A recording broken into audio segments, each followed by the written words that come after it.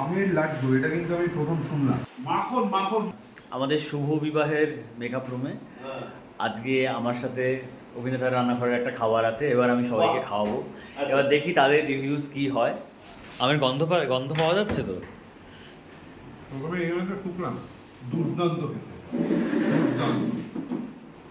আমি প্রথমে একটু ভেঙেছিলাম, কারণ মিষ্টি খুব একটা খাচ্ছি না, বাট আমাকে পুরোটা খেতেই হবে। সো এখন আমি টেস্ট করে দেখি কেমন হয়েছে।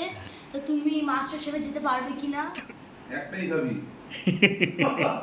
সত্যি খুব ভালো খেতে। তো কি মিথ্যে?